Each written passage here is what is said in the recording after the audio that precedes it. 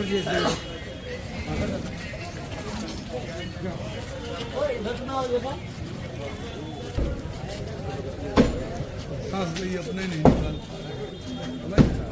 मंडी में फिर गरजा बुलडोजर। दाल मंडी सड़क चौड़ीकरण परियोजना के तहत ध्वस्तीकरण की कार्रवाई लगातार जारी है। इसी क्रम में बुधवार सुबह सुबह नगर निगम द्वारा चिन्हित 3 जर्जर भवन D50/212, C1/23 और CK 67/25 को गिराने प्रशासनिक टीम बुलडोजर के साथ मौके पर पहुंची।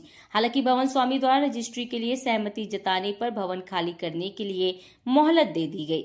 दाल मंडी क्षेत्र के अलग अलग हिस्सों में पहले से ध्वस्त किए गए भवनों को पूरी तरह जमींदोज करने में बुलडोजर और मजदूरों की टीम लगी हुई है। इस बीच रमजान और होली के मद्देनजर कार्य बंद होने की चर्चाओं से इलाके में अफवाहों का दौर चल रहा, लेकिन PWD एक्सियन KK सिंह ने इन अटकलों को खारिज कर दिया है। जनवार्ता से बातचीत में उन्होंने स्पष्ट किया है कि सड़क चौड़ीकरण परियोजना के अंतर्गत ध्वस्तीकरण की कार्रवाई लगातार जारी है और आगे भी जारी रहेगी। उन्होंने बताया कि बड़ी संख्या में प्रभावित भवन स्वामी कैंप कार्यालय पहुंचकर रजिस्ट्री करा रहे थे तथा स्वामित्व से संबंधित दस्तावेज जमा कर रहे हैं।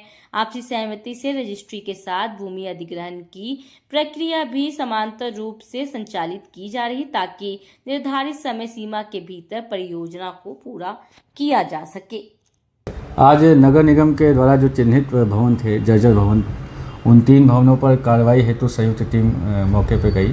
भवन स्वामियों के द्वारा उन भवनों की रजिस्ट्री कराए जाने पर सहमति व्यक्त करते हुए उनके द्वारा रजिस्ट्री कराई जा रही है और जो पूर्व मकान जिस पर ध्वस्तीकरण का कार्य चल रहा था वो लगातार अभी भी चल रहा है और पूरी शांतिपूर्ण माहौल में ये कार्य लगातार चल रहा है। सुरक्षा के दृष्टिगत पर्याप्त फोर्स लगाई गई है, बैरिकेडिंग और ड्रोन से निगरानी की जा रही है। सर, ये नए भवन थे कि पुरानी लिस्ट वाले भवन थे? ये जो पुरानी लिस्ट थी उसी के ये भवन थे और इन पर आज कार्रवाई किया जाना था, लेकिन भवन स्वामियों के द्वारा रजिस्ट्री कराई गई है और इसके आगे की कार्रवाई की जाएगी। सर, काफ़ी चर्चा चल रही थी कि रमज़ान और होली के त्यौहार के मद्देनज़र कार्रवाई स्थगित की जाएगी, उसके बारे में क्या है? जो कार्रवाई चल रही है वो लगातार चलती रहेगी। नए भवनों की रजिस्ट्री हो रही है, जैसा कि PWD के द्वारा बताया गया कि अब तक 40 भवनों की रजिस्ट्री हो चुकी है। शेष कई भवन हैं, लगभग 30 से 40 भवन जिनके डॉक्यूमेंट सबमिट किए गए हैं, उनकी भी शीघ्र रजिस्ट्री करा दी जाएगी। जब रजिस्ट्री कराती है तो उसको खाली कराए जाने के लिए कुछ समय दिया जाता है, तो वो सभी नियमों का पालन करते हुए आगे की कार्रवाई की जाएगी। मतलब त्यौहार के मौके पे भी, रमज़ान में भी कार्रवाई लगातार चलती कार्रवाई जो चल रही है लगातार चलती रहेगी। अच्छा सर, मीडिया के लिए कोई नई एडवाइजरी है? अभी भी उनके लिए कवरेज के लिए मना किया गया है? नहीं, मना किसी को नहीं किया गया, बस उनकी सुरक्षा को देखते हुए एडवाइजरी जारी की गई थी। कई भवन एक साथ टूट रहे हैं, अभी भवनों की संख्या और बढ़ती जा रही है। ये जो रजिस्ट्री हो गई है इन पर भी ध्वस्तीकरण का कार्य शुरू होगा, तो एक समय ऐसा आएगा जिसमें 50 से प्लस अधिक भवन होंगे जिस पर ध्वस्तीकरण का कार्य चल रहा होगा। तो ये सुरक्षा के दृष्टिगत उनको ध्वस्तीकरण के दौरान अनुरोध किया गया है कि वो ना जाएं, ये उनकी सुरक्षा के लिए है। तो ये एक एडवाइजरी है और एक ये सुरक्षा के दृष्टिगत उनसे अनुरोध किया गया था।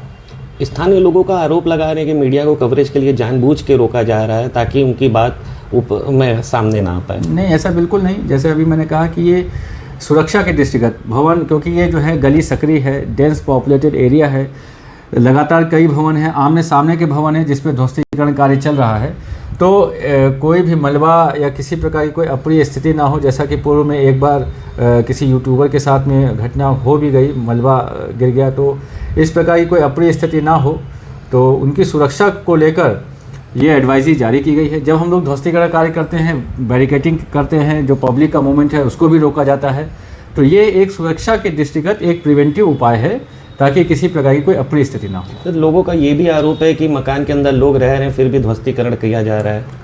इस बारे में जो नगर निगम से वार्ता की गई उनके द्वारा बताया गया कि 2 उनके द्वारा कार्रवाई की जाती है, धारा 331 और धारा 334।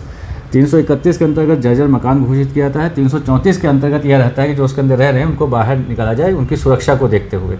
तो ये नगर निगम के द्वारा विधिक कार्रवाई की गई है, धारा जो 331 और 334, जैसा कि संबंधित विभाग के द्वारा बताया गया, तो उन नियमों के तहत ही कार्रवाई की गई है और सभी जो विधिक प्रक्रिया है उसका पालन किया गया है। सर, एक आखिरी सवाल, लोगों का ये भी आरोप है कि मीडिया से बात करने नहीं दिया जा रहा है, कोई अगर से मीडिया में अपनी बातें रखना चाह रहा है तो पुलिस द्वारा उठा लिया जा रहा है।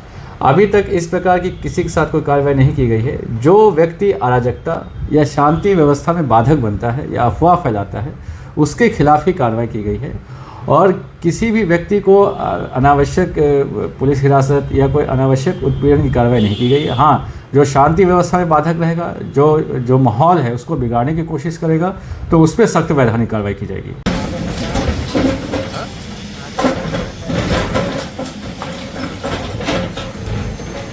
उसका पत्थरवा टूटेगा ना तो मामला खत्म हो जाएगा। वही टूट नहीं रहा है। ईटा किया है।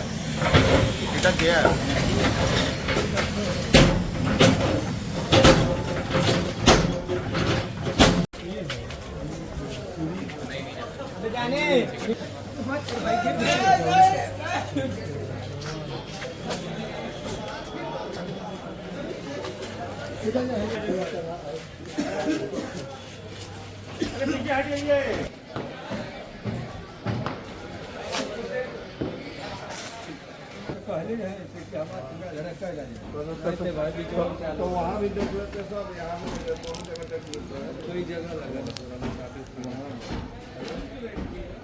कहाँ है आप लोग?